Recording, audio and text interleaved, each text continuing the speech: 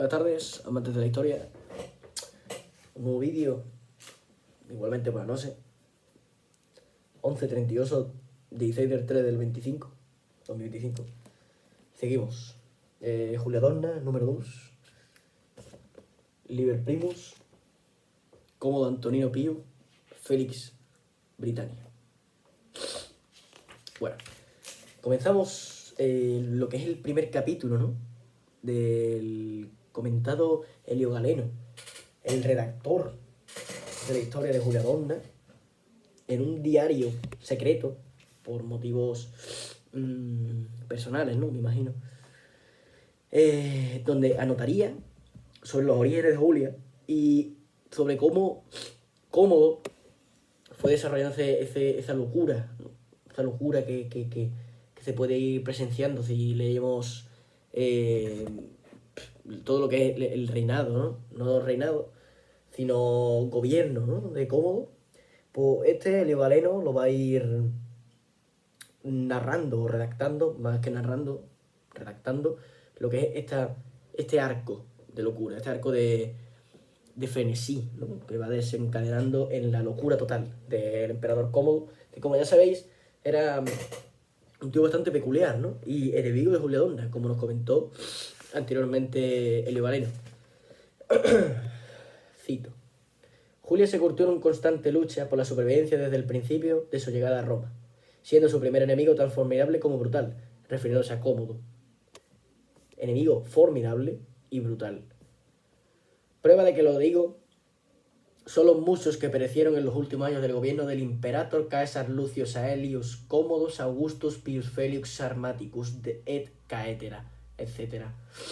Esto es, usando una parte de sus nombres oficiales y dejando de lado los exóticos que se fue añadiendo y autoasignando a lo largo de su gobierno, en todo caso, para abreviar y facilitar cómo la narración, a partir de ahora, me referiré a él como Cómodo. En un principio se refiere a él como emperador César Lucio Aelio Cómodo, y luego a Augusto Pío Félix Sarmaticus, etc., refiriéndose a cómo se amplía más el sobrenombre y los diferentes apodos que se han ido autoatribuyendo, que estaría mal dicho, estarían atribuyendo, y se referirá a él como Cómodo, a secas, como lo conoce todo el mundo, ¿no? El emperador romano, al César, ¿no? La capacidad de sobrevivir de Julia en medio del peor de los mundos se manifestó suprema ante los desatinos de Cómodo, el último de los emperadores de la dinastía Ulpio Aelia o Antonina, como la conoce todo el mundo. Ulpio Aelia no la conoce nadie, sino poca gente, amantes de la historia. Yo sinceramente la conozco mejor como Antonina, pero la conocía como Ulpio Aelia. Según nos fijemos en los orígenes de esta estirpe con Nerva y Trajano, o Trajano, Marco Ulpio Trajano, o en su final con Antonino y Marco Aurelio, o Marco Aurelio, el emperador filósofo, ¿no? Un gran emperador, filósofo, pensador, orador y combatante, ¿no? No se puede dejar atrás la destreza de la espada de un emperador romano. Pero más allá de mi organización temática por enemigos de nuestra protagonista, hagamos un poco de cronología para ubicar al lector, nosotros y vosotros, en el momento preciso del comienzo de nuestro relato. Nacida en Emesa, que como vimos anteriormente se comentó que realmente Emesa es la actual Homs, Siria, nacimiento y lugar de nacimiento de Julia Dorna. Lo tenemos aquí, pero más allá de mi organización temática por enemigos de nuestro protagonista, nacida en Emesa, en la provincia oriental de Siria, aquí lo comenta, hija de un rey sacerdote del culto al dios del sol, el Gabal, Julia se casaría con Septimio Severo, antiguo emperador de Roma antes de Cómodo, un prometedor legado del imperio. Para consumar el matrimonio, la joven muchacha se trasladó a Lugdunum, actual Lyon, donde Septimio ejercía como gobernador de la Galia lugdunense. La Galia, ¿no? Francia, actual Francia. Ella era muy joven, apenas 16 o 17 años. Él, un maduro viudo de unos 40 años. Problemilla aquí, sin hijos. Bastante raro, ¿no? Los esposos se llevaban bien. Julia era muy hermosa y de una inteligencia sobresaliente, aunque nadie se reparase de ello. Aquí ya nos introduce esa estigmatización sobre, aparte, independientemente de que se casaban muy jóvenes, con 17, 16, 17 años con una persona de 40 años, aquí se nos introduce cómo se valoraba el hecho de la hermosura y de la figura, no psicos, sino de la figura de la mujer. Pero dejando atrás lo inteligente y lo perspicaz que era Julio Donna en aquel entonces y cómo sería ahora, ¿no? Porque, imaginémoslo, una Julia Donna ahora, aparte de ser muy bella, por citación de Helio Galeno, sería una mujer inteligentísima. Porque para llevar a cabo un confrontamiento contra 5 emperadores, gobernadores de diferentes regiones del Imperio Romano y de Cómodo, Cómodo era un calculador, un loco. Pero bueno, sigamos. Supo ocultar esta destreza suya tras la deslumbrante belleza de su rostro y de su pequeño cuerpo. Era bastante bajita, por lo que nos comenta. Del que Septimio Severo quedó prendado de inmediato, al parecer en un encuentro previo que tuvieron ambos cuando Severo ejerció como legado en Oriente años antes, cuando ella aún era solo una adolescente. Más adelante daré cumplida cuenta de ese primer encuentro entre ambos. Aquí nos comenta que citará consiguientemente este reencuentro que tuvieron cuando Septimio Severo era legado en Oriente Próximo. Pero avancemos. Tras contraer matrimonio con Septimio Severo, Julia se quedó embarazada apenas 9 meses después de la boda, lo que certifica la pasión de su esposo por ella, así como la fertilidad de la Augusta, refiriéndose a Julia Donna, Augusta. Nació en Lugdunum, entonces el primogénito de la pareja, a quien pusieron el nombre de Bassiano, como el padre de Julia, un detalle que mostraba algo que muchos no supieron ver. Septimio Severo quería agradar a su esposa, pues estaba enamorado de ella, algo comprensible desde un punto de vista puramente físico y desde la perspectiva de un varón adulto y en razonable plenitud aún. Que se nos recalca esta fijación, ¿no? Hacia el cuerpo de la mujer. Y cómo lo dejaban al lado todo, como pasó con Asdrúbal Giscón y su hija, que la emparentó o la hiló con Sífax, un gravísimo y un terrible y lacayo rey de lo que era el territorio de ¿cómo digamos? De Numancia, ¿no? No, Numancia no. Sí, de Numancia, ¿no? No, Numancia no. Claro, porque Sífax era el que estaba enemistado con los Maesili. Este rey que apoyó en un principio a Escipión en la batalla de Zama y a su llegada a Zama, porque antes de la batalla de Zama, en su llegada de Escipión a Zama, tuvieron diferentes conflictos a la hora de asaltar y asediar una fortaleza que se hallaba en una ciudad próxima a Zama. Y ahí es donde los Maesili, con una caballería brutal, porque ese momento del segundo libro de Africanos es brutal.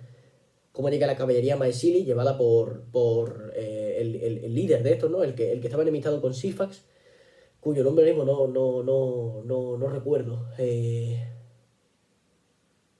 No recuerdo. Y Sífax fue totalmente obliterado, porque era una noche oscura y solamente se veían las antorchas que llevaban los legionarios romanos. Y esto no se lo esperaba Sífax, y entraron la caballería por detrás y los llevó totalmente por delante del ejército de Sífax. Posteriormente Sífax, de emparentarse con la mujer con la hija de Asdrúbal Giscón, cartaginés, por cierto, esta se suicidó. Porque en un principio tenía preparado para Sífax una cajita o un medallón, no recuerdo exactamente lo que era, con un veneno brutal. Un veneno que era fatal para la vida de Sífax. Pero lo utilizó con ella misma y se murió. Sífax entró en una grandísima depresión y tras la batalla hasta que os cuento, fue encadenado, fue esclavizado por parte de los romanos y lo tiraron desde la roca Trampella.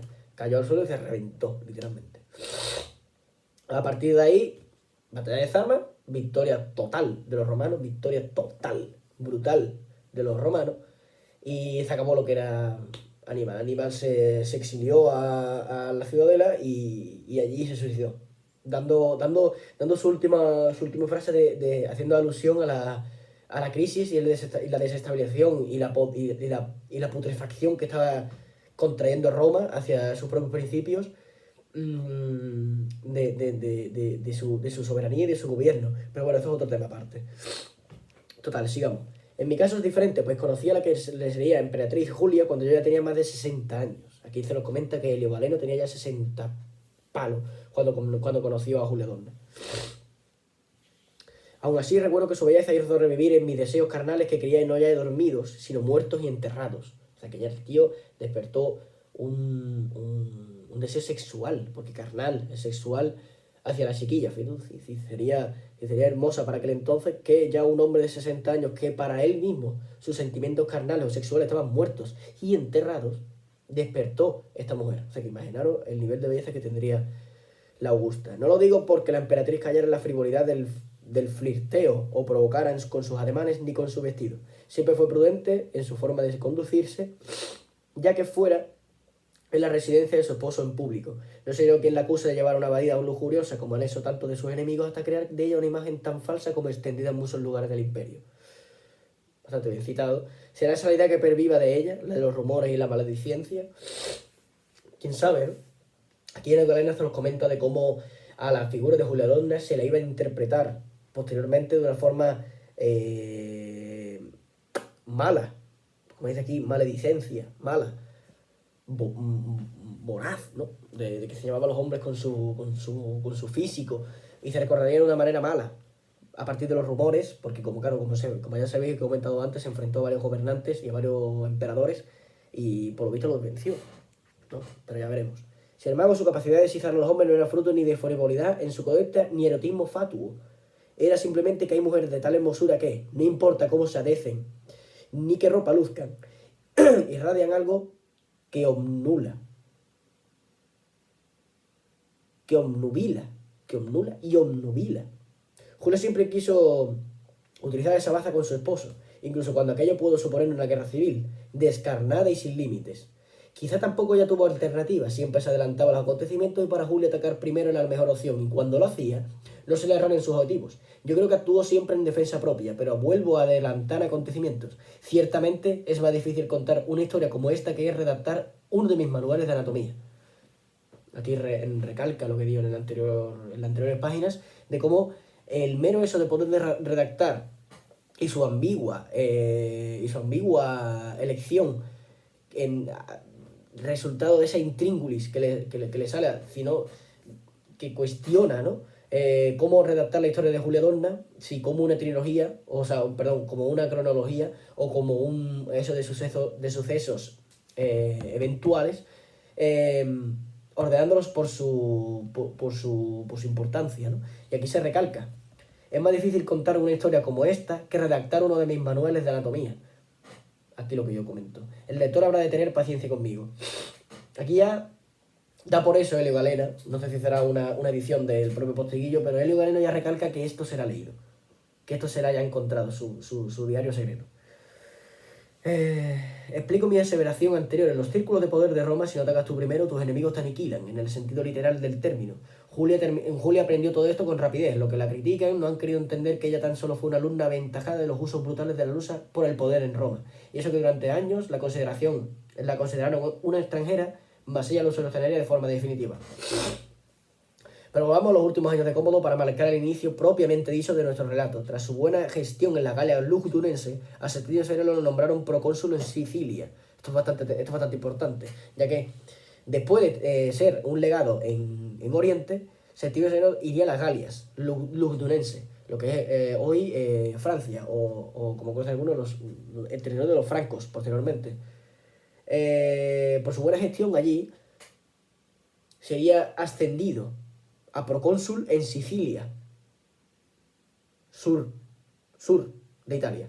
Sicilia era considerado uno de los territorios más importantes, donde se hallaba la fortaleza de Siracusa en tiempos de la Segunda Guerra Púnica, que vuelvo a recalcar que la Segunda Guerra Púnica fue un punto de inflexión total en la historia de Roma. Eso es innegable.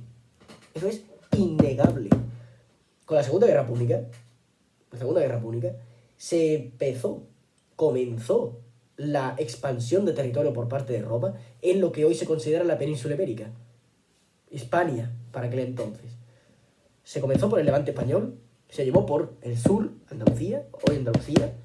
Posteriormente el hijo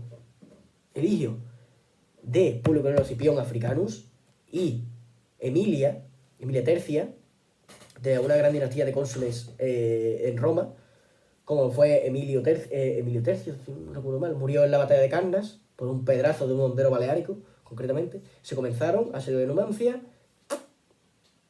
y norte, con Octavio Augusto. Y así es como se toma una península, tío. 3 fases: Levante, sur, meridional y norte con Octavio Augusto. El emprendedor de lo que es considerado el mejor imperio y la mejor civilización de la historia. Como comenté en el anterior vídeo, porque lo es. Es innegable. Innegable. Bueno, sí, todo habría sido tranquilo si no hubiera existido Cómodo. Los acontecimientos se precipitaron unos sobre otros y en medio de la locura del emperador Cómodo llegó el desastre. Ese día yo lo perdí todo, pero no he de dispersarme. Esta no es mi historia, sino la historia de Julia. Vale. Capítulo 2. La impulsiva Julia. 6 años antes, residencia de la familia Severa, Roma, finales de 191 después de Cristo. Aquí vídeo más corto como introducción al primer capítulo, ¿vale? Va a quedar muy a las 12 de la noche ya. Introducción al primer capítulo que dará paso a la impulsiva Julia del capítulo 2. 6 años antes de lo que es la explosión de locura, de frenesí, de Cómodo, y localizado en la residencia de la familia Severa, en Roma, a los finales de 121 después de Cristo, como ya he comentado antes, en el Alto Imperio Romano, en su auge, tanto político, económico y social. Bueno, vamos a ir dejándolo por aquí, ya que, bueno, como ya veréis, me encuentro fatal, y no sé si mañana o pasado, no lo sé exactamente, pero seguiremos con el segundo capítulo, la impulsiva Julia, ya que tengo bastantes ganas porque aquí ya se empiezan como hace postiguillo, a ir cambiando de postura a lo largo de la narrativa, ya que aquí se localiza en la residencia de la familia Severa y posteriormente a mitad de la página se pone en el Palacio Imperial en Roma, donde se hallaba también la residencia de la familia Severa, que va a ir cambiando. Residencia de la familia Severa otra vez, antes el Palacio Imperial, ahora el Circo Máximo, luego se vuelve a la residencia. Un gran cambio de perspectivas que está muy bien implementado por parte de Postiguillo y lo hace muy bien. Lo hace muy bien, porque como en Africanus va contando la historia a partir del punto de vista de Aníbal, que de ahí es cuando conocemos cuando ejecutaron a su hermano en el norte, en los Pirineos, ejecutan al hermano de Asdrúbal, de Aníbal, que sería Asdrúbal Barca. Le cortaron la cabeza y lo tiraron con una catapulta. Y así fue. Y ya está. Entonces, aquí lo dejamos. Buenas noches. Vídeo corto, lo siento. Pero eso es así. Bastante tarde, ya me encuentro fatal, tío. Y bueno, muchas gracias otro día más por escucharme. Y que Julia Domna, por aquí también, está más solo. Y que Julia Domna os lleve con vosotros.